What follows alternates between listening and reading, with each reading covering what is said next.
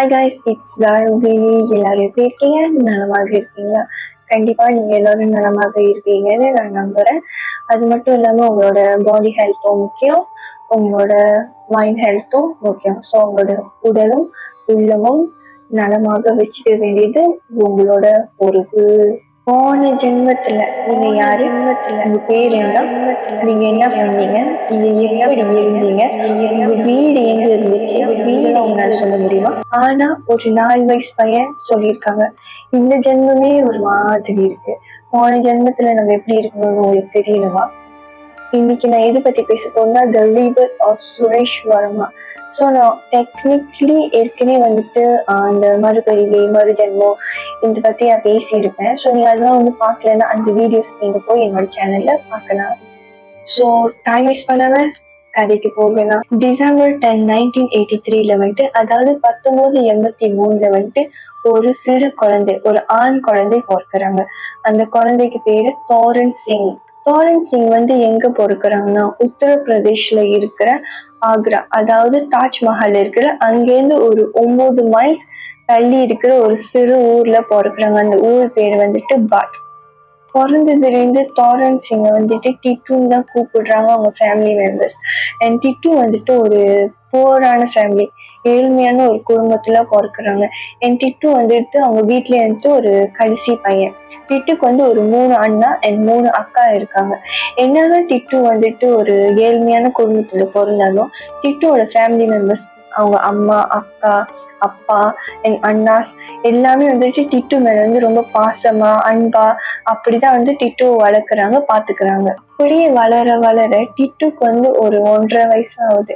என் டிட்டுவோட அம்மா சொல்றாங்க, டிட்டு வந்து ஒரு 18 மாசம், அதாவது 18 monthsலயே வந்துட்டு பேச ஆரம்பிச்சுட்டாங்க. டிட்டு சொல்றாங்க, என்னோட மனைவிலாம் எப்படி இருக்காங்க, என்னோட குழந்தைங்களாம் எப்படி இருக்காங்க.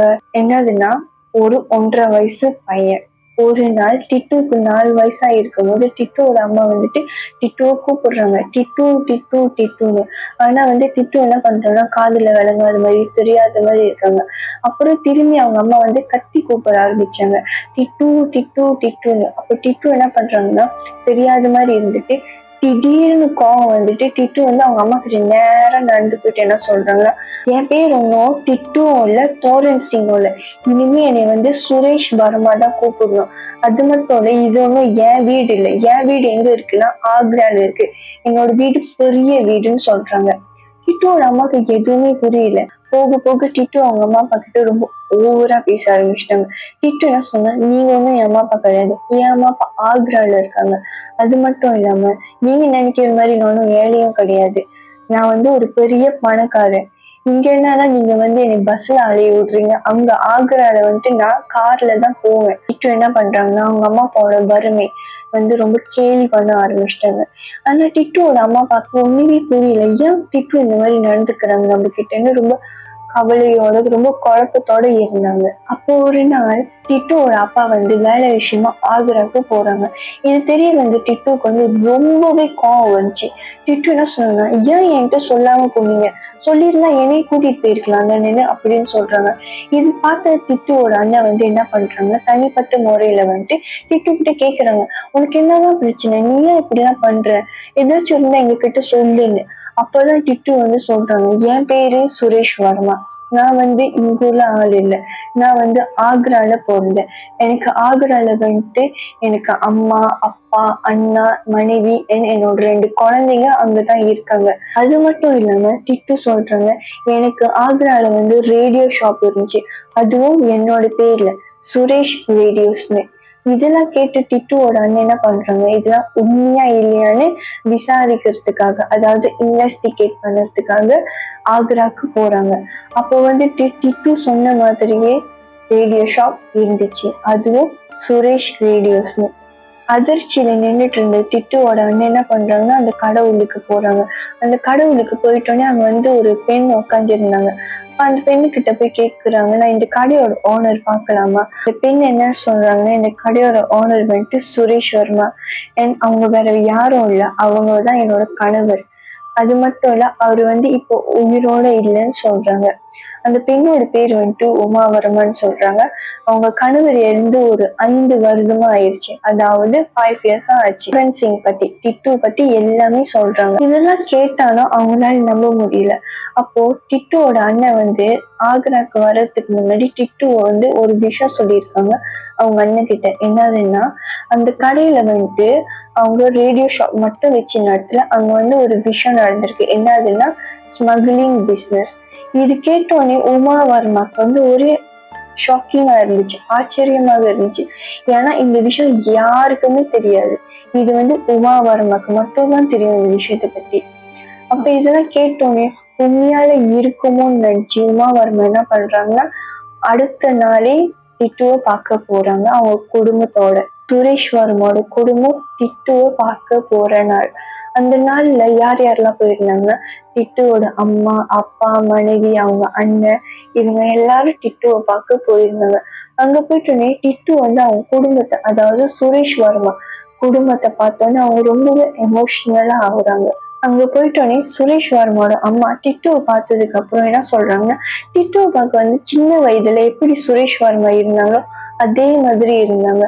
அவங்களோட பிஹேவியர், அவங்களோட பேசுறது, அவங்க என்னென்ன சின்ன சின்ன விஷயம் பண்றது எல்லாமே சுரேஷ் வர்மா மாதிரி இருந்துச்சுன்னு சொல்றாங்க. அது மட்டும் இல்ல, பேசிக்கிட்டே இருக்கும்போது டிட்டு வந்து அவங்களோட கடையில என்னென்ன நடந்துச்சு, அவங்களோட ஃபேமிலி விஷயம், அவங்களோட பிஸ்னஸோட சேஞ்சஸ், அப்புறம் அவங்க எல்லாமே சொல்றாங்க. அதுவும் டிட்டுவோட ஃபேமிலிக்கு தெரிஞ்ச ஒரு விஷயங்கள். அப்போ சுரேஷ் வர்மாவோட ஃபேமிலி என்ன பண்றாங்கன்னா, டிட்டு கிட்ட கேக்குறாங்க, உன்னால கரெக்டா உன்னோட 2 குழந்தைங்களை கண்டுபிடிக்க முடியுமான்னு. அப்ப டிட்டு என்ன சொல்றாங்கன்னா, என்னால முடியுமேன்னு. அப்போ சுரேஷ் வர்மாவோட ஃபேமிலி என்ன பண்றாங்க, நேராவே அந்த பிள்ளைங்க படிக்கிற ஸ்கூலுக்கு, அதாவது சுரேஷ் வர்மாவோட குழந்தைங்க படிக்கிற ஸ்கூலுக்கு கூட்டிட்டு போனாங்க. போயிட்டோனே டிட்டு என்ன பண்றாங்கன்னா, அவ்வளவு கூட்டத்திலையும் கரெக்டா நேரா போயிட்டு அவங்க 2 பிள்ளைங்களோட கையை பிடிச்சு கூட்டிட்டு வந்து சொன்னாங்க, இதுதான் என் பிள்ளைங்கன்னு. இதெல்லாம் பார்த்ததுக்கு அப்புறம் சுரேஷ் வர்மாவோட குடும்பமும் தோரன் சிங்கோட குடும்பமும் முடிவே பண்ணிட்டாங்க. அதாவது டிட்டு தான் வந்து சுரேஷோட மறுபிரிவின்னு. சுரேஷ் வர்மா இறந்துட்டாங்க. அதனாலதான் வந்து அவங்க மறுபிரிவில டிட்டு சிங்கா பிறந்திருக்காங்க. ஆனா அவங்க எப்படி இறந்தாங்க, அவங்க எதுனால இறந்தாங்க, அவங்க நோயினால இறந்தாங்களா, இல்ல யாராச்சும் அவங்கள கொலை பண்ணிட்டாங்களா? மறுபிரிவு இந்த கதையில இன்ட்ரெஸ்டிங்கான ஒரு விஷயம் என்னதுன்னா, the boy who solved his own murder mystery. அதாவது அவங்க எப்படி இறந்தாங்க, அதாவது அவங்க எப்படி மர்டர் பண்ணாங்கன்னு அவங்களே இந்த மிஸ்டரியை வந்து சால்வ் பண்ணியிருக்காங்க. ஸோ இதுதான் இன்ட்ரெஸ்டிங்கான விஷயம். ஸோ இதை பத்தி ஒன்றும் தெரியணும்னா நீங்க கடைசி வரைக்கும் இந்த வீடியோ பாருங்க. Suresh Varma natural cause of டெத்ல இறக்கல. அவரை வந்து யாரோ மர்டர் பண்ணி, அவங்க யாரு மர்டர் பண்ணாங்கன்னு யாருக்குமே தெரியல. ஸோ அவங்க ஒய்ஃப் என்ன நினைக்கிறாங்கன்னா, அதாவது உமா வர்மா என்ன நினைக்கிறாங்கன்னா, அவங்க ஹஸ்பண்ட் யாரு கொலை பண்ணாங்கன்னு அவங்களுக்கு தெரியணும், அவங்க வந்து ஜஸ்டிஸ் வாங்கி கொடுக்கணும்னு நினைக்கிறாங்க. உமா வர்மா டிட்டு சிங் பத்தி எல்லாமே சுரேஷ் வர்மாவோட மர்டர் கேஸ் ஹேண்டில் பண்ற போலீஸ் கிட்ட சொல்றாங்க. அப்போ கண்டிப்பா போலீஸ் இது நம்பவே மாட்டாங்க. ஏன்னா எந்த ஒரு எவிடன்ஸ் இல்லாம யாருதான் நம்புவாங்க. அப்போ போலீஸ் என்ன பண்றாங்க, டிட்டு கிட்ட வந்து தனிப்பட்ட முறையில வந்துட்டு இன்வெஸ்டிகேஷன் பண்றாங்க. டிட்டு சொன்னது எல்லாமே ஒரு லாஜிக் இருக்கு. அண்ட் போலீஸ் அவங்கள நம்ப ஆரம்பிச்சாங்க, அதாவது டிட்டுவை நம்ப ஆரம்பிச்சாங்க. அப்போ டிட்டு கிட்ட கேக்குறாங்க, நீ எப்படி இறந்த, அதாவது சுரேஷ் வர்மாவா நீ போன ஜென்மத்துல இருக்கும்போது எப்படி இறந்த, எதனால இறந்த, இது எல்லாமே டீட்டெயில்டா சொல்றாங்க. டிட்டு சிங், அதாவது போன ஜென்மத்துல சுரேஷ் வர்மா அவங்க எப்படி இறந்தாங்கன்னு போலீஸ் கிட்ட சொன்னாங்க. ஒரு நாள் சுரேஷ் வர்மா அவங்க வேலையெல்லாம் முடிச்சுட்டு, அதாவது ரேடியோ ஷாப்ல வேலையெல்லாம் முடிச்சுட்டு மத்தியான சமயத்துல அவங்க வீட்டுக்கு வந்துட்டு இருந்தாங்க அவங்களோட கார்ல. அப்ப அவங்க வந்துட்டோன்னே, அவங்க வீட்டு கேட்டு கிட்ட வந்துட்டோன்னே அவங்க எப்போது வழக்கம் போல அவங்க கார்ல இருந்து ஹார்ன் பண்ணுவாங்க. அப்போதான் அவங்களோட மனைவி வந்துட்டு கேட்டை திறப்பாங்கன்னு. அவங்க ஆன் பண்ணிக்கிட்டே இருக்கும்போது அவங்க மனைவி வந்து கேட்டை திறக்க வரல. அப்போ திடீர்னு அந்த இடமே வந்து ஒரு மாதிரி இருட்டா ஆயிடுச்சு. சுரேஷ் வர்மா என்ன பார்த்தாங்கன்னா, தூரத்துல இருந்து ஒரு 2 பேர் அவங்க காரை நோக்கி வந்துகிட்டே இருந்தாங்க. அவங்க கிட்ட வரும்போதுதான் சுரேஷ் வர்மா ஒரு விஷயத்த கவனிச்சாங்க. அந்த 2 பேர்ல ஒருத்தர் வந்து அவங்க கையில கன் இருந்துச்சு. சுரேஷ் வர்மாவை ஷூட் பண்ணது கன்ல. எங்க ஷூட் பண்ணாங்கன்னா அவங்களோட ஹெட்ல, அதுவும் ரைட் சைட்ல. இதே ரைட் ஹெட்ல தான் வந்துட்டு டிட்டு சிங்க்கு ஒரு பேர்ட் மார்க் இருக்கு. அது எப்படி போன ஜென்மத்துல சுரேஷ் வர்மாவை ரைட் சைட்ல தான் கன்ல ஷூட் பண்ணாங்க. அண்ட் இந்த ஜென்மத்துல டிட்டு சிங்க்கு அதே ஹெட்ல ரைட் சைட்ல ஒரு பேர்ட் மார்க் இருக்கும். டிட்டு சிங் சொன்ன இந்த ஸ்டேட்மெண்ட்டும் அண்ட் சுரேஷ் வர்மாவோட ஆட்டோப்சி ரிப்போர்ட்டும் இது ரெண்டும் மேட்ச் ஆகுது. அண்ட் டிட்டு சிங் சொன்ன ஸ்டேட்மெண்ட் வந்துட்டு ஆக்ரா கோர்ட்ல அக்செப்ட் பண்ணிட்டாங்க. அண்ட் சுரேஷ் வர்மாவை யாரு கொலை பண்ணாங்களோ அவங்கள வந்து ஜெயில போட்டுட்டாங்க. அப்போ சுரேஷ் வர்மாவை யாரு தான் கொலை பண்ணா? சுரேஷ் வர்மாவை கொலை பண்ணது வந்துட்டு ஆக்ரால இருக்கிற ஒரு பிசினஸ் மேன். அவங்க பேர் வந்து சிடி ஜோஹாடின் டாரன்ஸ் சிங். அதாவது 2024ல என்னவா இருக்காங்க. அவரு வந்துட்டு பிஹெச்டி கம்ப்ளீட் பண்ணிட்டு அண்ட் ஒரு யூனிவர்சிட்டியில வந்துட்டு அவர் ஒரு ப்ரொஃபஸரா இருக்காரு. அது மட்டும் இல்ல அவரு கல்யாணம் பண்ணி அவருக்கு மனைவி அண்ட் ஒரு குழந்தை இருக்கு. அவங்க வந்து என்ன சொல்லியிருக்காங்க, அவங்க வந்து இப்போ ரொம்பவே சந்தோஷமாவே இருக்காங்கன்னு. அதுவும் போன ஜென்மத்தோட வாழ்க்கையில விட இந்த ஜென்மம் அவங்களுக்கு வந்து ரொம்ப சந்தோஷமா இருக்காங்க. இந்த மாதிரி பெரிய ஸ்டோரி இது ரொம்பவே இன்ட்ரெஸ்டிங்கா, ஒரு மாதிரி ஷாக்கிங்கா, ஒரு மாதிரி த்ரில்லரா, ஒரு மாதிரி நல்லா இருந்துச்சு. ஏன்னா போன ஜென்மத்துல அவங்களை யார் கொலை பண்ணாங்க, இந்த ஜென்மத்துல அவங்க பிறந்து வந்து காட்டி கொடுத்துருக்காங்க, அதுவே கண்டுபிடிச்சு கொடுத்துருக்காங்க. ஒரு விஷயம் முடிச்சு என்னதுன்னா, இப்ப நம்ம பிறந்திருக்கோம், அப்ப வந்து நம்மளுக்கு ஏதாச்சும் ஒரு பேர்ட் மார்க் இருக்குன்னா அது வந்து நம்ம போன ஜென்மத்துல இருக்கிற ஒரு ரிலேஷன் சொல்லலாம். அது என்னமோ ஒரு நம்மளுக்குன்னு ஒரு கதை இருக்கு அந்த பேர்ட் மார்க் பின்னாடி. அது என்ன கதைன்னு நம்மளுக்கு தெரியல. அது போன ஜென்மத்துல யாராச்சும் ஞாபகம் வந்துச்சுன்னா கண்டிப்பா உங்களுக்கு தெரியும். அது வந்துச்சுன்னா என்கிட்ட சொல்லுங்க. ஸோ கைஸ், இன்னைக்கு அவ்வளோதான். அடுத்த வீடியோ வர வரைக்கும் ஸ்டே டியூன் பண்ணுங்க. மறக்காம லைக் பண்ணுங்க, ஷேர் பண்ணுங்க, அப்புறம் சப்ஸ்கிரைப் பண்ணுங்க. அப்புறம் அவ்வளோதான். அப்புறம் ஒரு முக்கியமான விஷயம் என்னன்னா, அப்புறம் பாய். வர்மா இறந்தாங்க ஒரு நாள். ஐயோ, இதெல்லாம் முக்கியமான கதை சொல்லணும். சுரேஷ் வர்மா சொல்றாங்க, அதாவது ஐயோ எனக்கு இது பேர்ல ரொம்ப கன்ஃபியூஷன் ஆகுதுன்னா வந்துட்டு அவங்க அம்மா கிட்ட போய் சொல்றாங்க, என் பேர் ரொம்ப டிட்டு சிங் இல்ல, நான் நல்லாதான் பேசுவேன். December 10, 1983 டிசம்பர் 10, 1983 யாருன்னா அந்த மோட்டர். நான் வந்து என்னது என்னது சொல்ல வந்து ரைட்டனா விஷயம் ஷோ வாயில் எதுவுமே எனக்கு